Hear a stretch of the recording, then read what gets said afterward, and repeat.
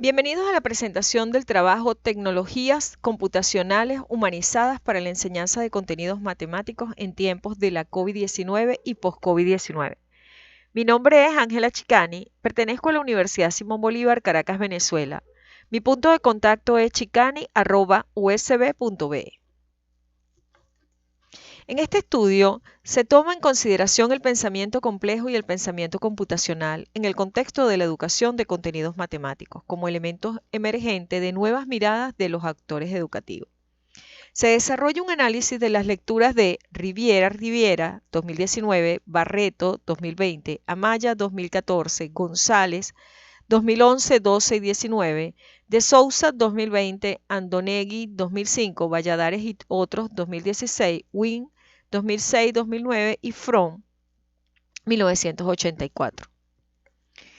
En el tejido del proceso mental básico matemático, conocimiento cognitivo y metacognitivo, situados en el momento actual que atraviesa la humanidad por la pandemia de la COVID-19.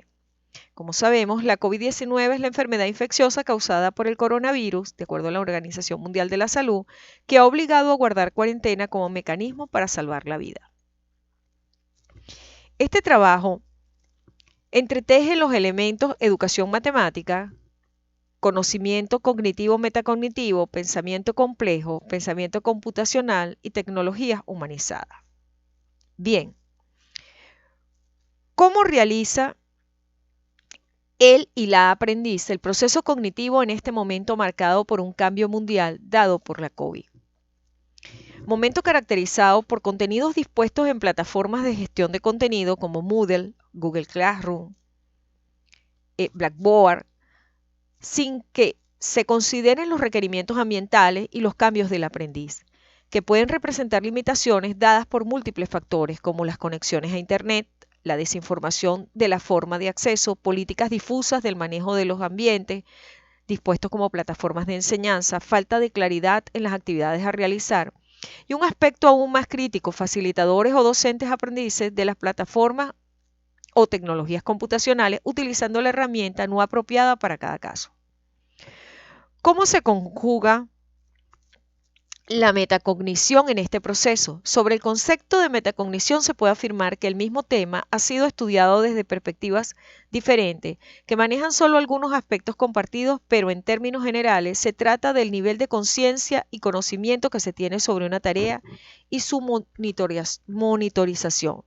Ahora, ¿cómo entendemos la metacognición y su correspondencia con corrientes curriculares en matemáticas relacionadas en el concepto de competencia? La competencia en contextos curriculares requiere facilitar habilidades de saber hacer, lo que pasa por adquisición de aprendizajes reflexivos, intuitivos y críticos. Sainz, Flores y Roman, 2010, sugieren que estos aprendizajes obviamente son opuestos a los mecanismos no experimentales e irreflexivos. Sugieren que se debe efectuar cambios tanto en las formas de enseñar como en las de aprender centrados en el desarrollo de los mecanismos metacognitivos, conocer lo que se sabe y lo que no, conocer las estrategias cognitivas que se utilizan para aprender y desarrollar los procesos de planificación desde los procesos de evaluación continua de las formas de hacer. Ahora, para introducir el pensamiento complejo,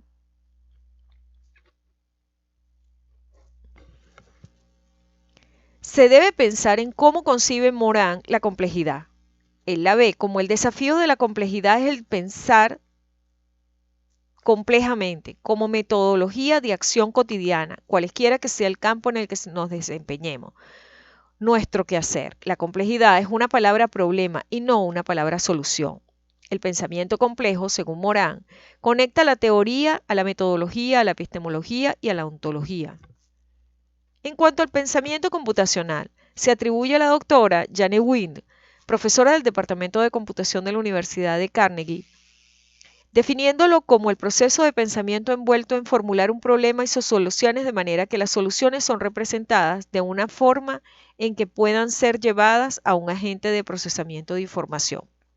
En esta investigación se considera de partida los postulados de Wynn bajo una reflexión centrada en un pensamiento complejo, en una temporalidad marcada por la pandemia de la COVID. Finalmente, el constructo de tecnologías humanizadas fue develado por el investigador Fromm y reportado en su libro The Revolution of Hope, 1970. Fromm señalaba que la humanidad solo era capaz de ver cómo las tecnologías ayudaban a aligerar el trabajo del ser humano y no veían su peligro. Al respecto, es importante destacar que en este momento, desde la experiencia empírica de la autora, las tecnologías computacionales en las prácticas educativas similares al problema de la automedicación desde las ciencias médicas, en la cual cualquier persona se cree con la experiencia para recomendar un medicamento ante algún síntoma, con las consecuencias contrarias que todos conocemos. Así pues, en el caso de la educación y la incorporación de las tecnologías computacionales, con la premura que obligó la COVID, se evidencian prácticas educativas con programas de enseñanza que no consideran lo complejo del funcionamiento del proceso de aprendizaje y del cerebro. Actividades sin planificación, en muchos casos sin programas de acuerdo a lo que se pueda manejar, según los requerimientos ambientales y los cambios en que están sujetos los y las aprendices.